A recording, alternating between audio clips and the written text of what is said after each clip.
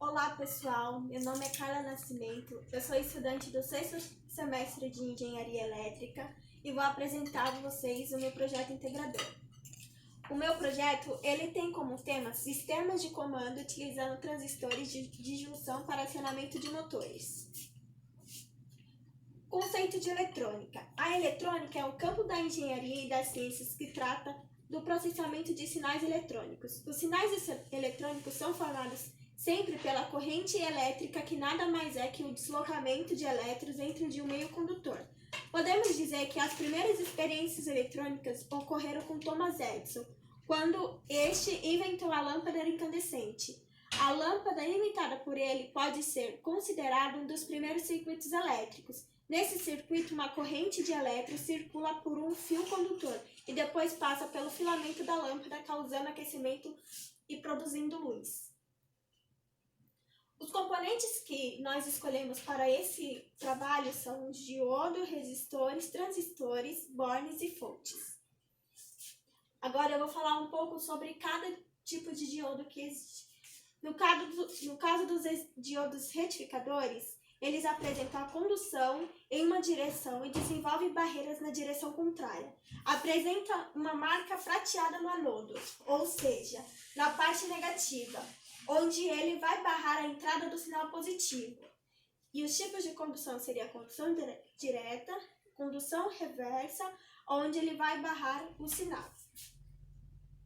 Os diodos emissores de luz, que são os LEDs, têm a polarização e se ligar de forma direta, ele vai acender. E se ligar de forma reversa, ele pode vir a queimar.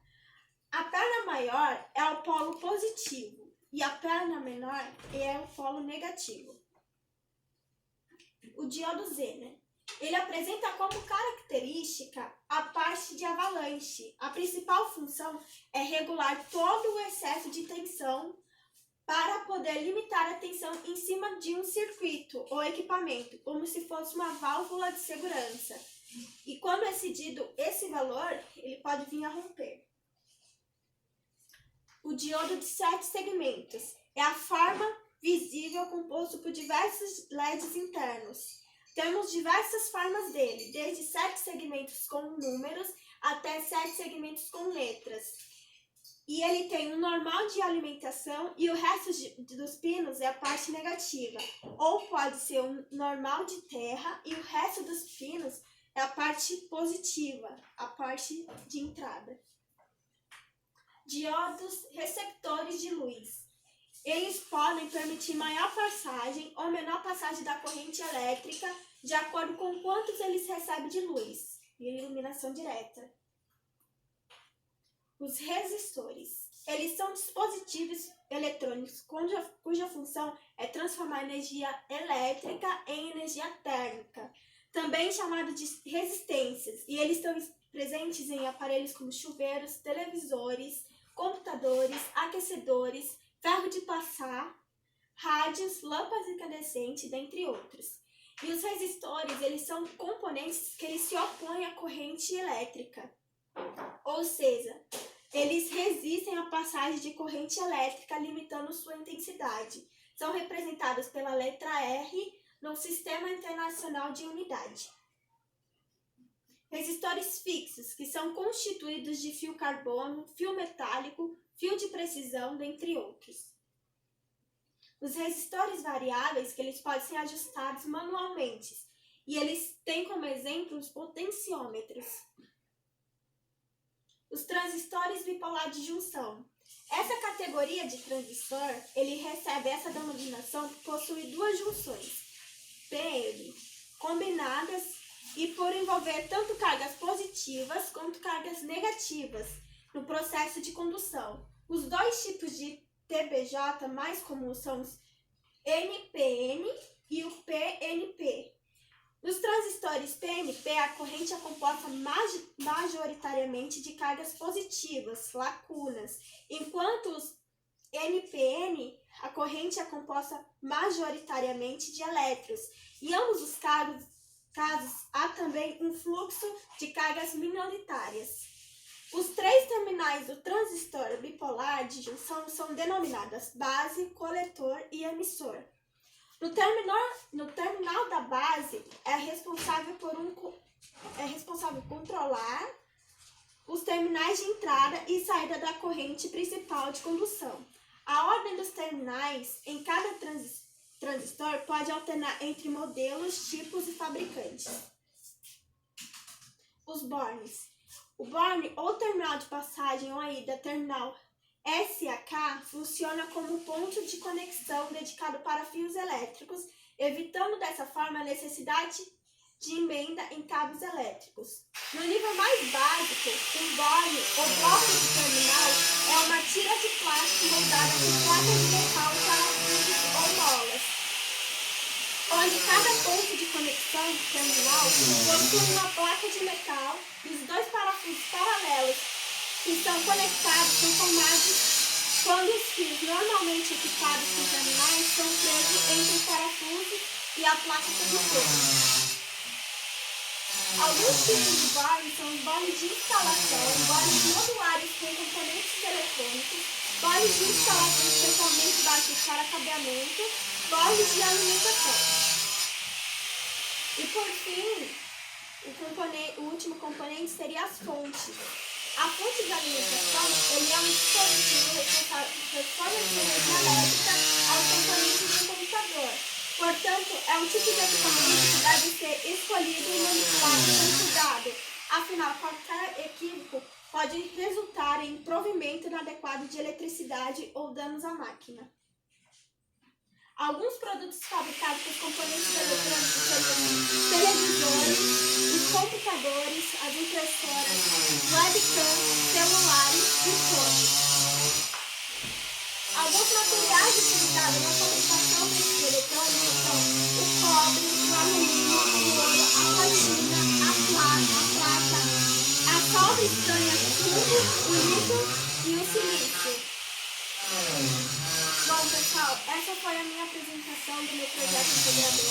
Agora o meu colega Eduardo, ele vai explicar para vocês o funcionamento do circuito e as máquinas que envolvem esse circuito. Muito obrigada, até mais. Boa noite, meu nome é Eduardo, sou aluno do 7º semestre do curso de Engenharia Elétrica pela Universidade Brás Cubas.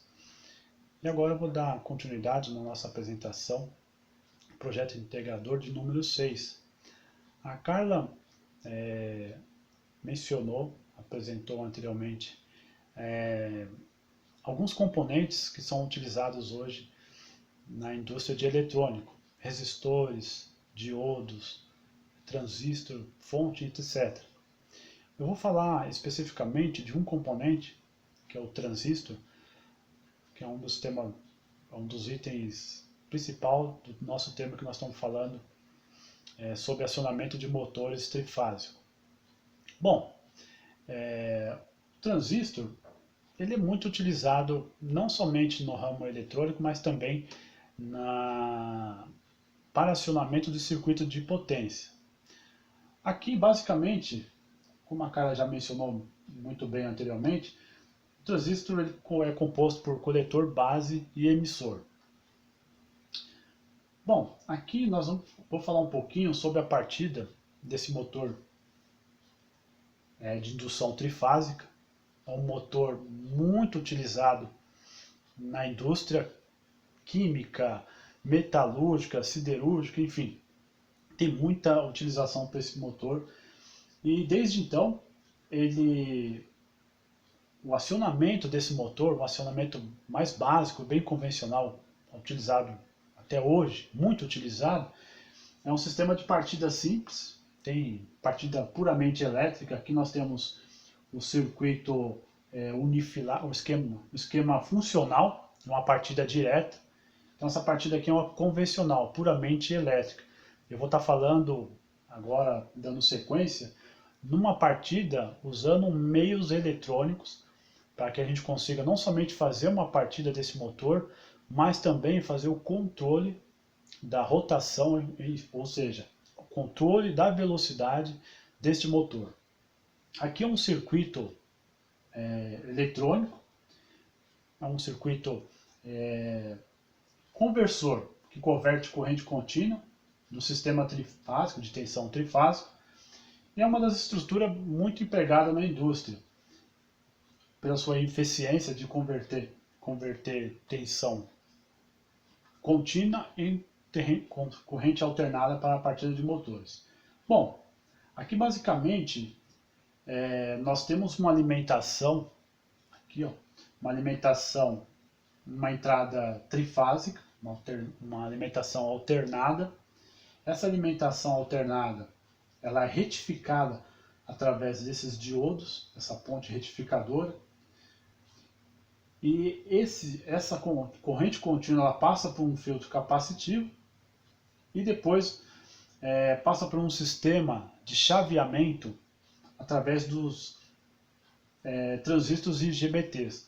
Esses transistores IGBT ele é um transistor bipolar do Gate Isolation, ou seja, uma sigla americana, Transistor Bipolar Gate Isolation. Nada mais é de um transistor bipolar de porta isolada. Bom, aqui nós temos um sistema de chaveamento compondo 6 chaves, 1, 2, 3, 4, 5, 6, para cada resistor há uma chave para fazer o seu acionamento. Bom, existem formas de fazer esse tipo de chaveamento para fazer o controle do motor. Eu vou falar aqui uma delas usando a tabela da verdade. É uma sequência lógica de comutação da entrada dos transistores, ou seja, ele alterna esse sinal em 120 graus, isso modulando a fase, então alimentada numa tensão alternada, e ela é defasada em 120 graus. Então eu consigo rotacionar esse motor mediante ao sistema de chaveamento, utilizando uma lógica, uma sequência lógica. E essa sequência ela obedece um sistema de partida, de acionamento. Então nós temos aqui S1, S3 e S5. S1, S3 e S5. Ele usa um par de cada transistor para fazer esse acionamento, para que não ocorra um curto-circuito no motor. Bom, para fazer esse chaveamento, porque esse chaveamento tem que ser uma frequência muito rápida, para que consiga rotacionar esse motor de uma forma rápida, até atingir a sua rotação nominal, eu uso aqui uma tecnologia chamada de modulação por largura de pulso, ou PWM. Que esse tipo de modulação é um sinal utilizado para controlar uma potência, né?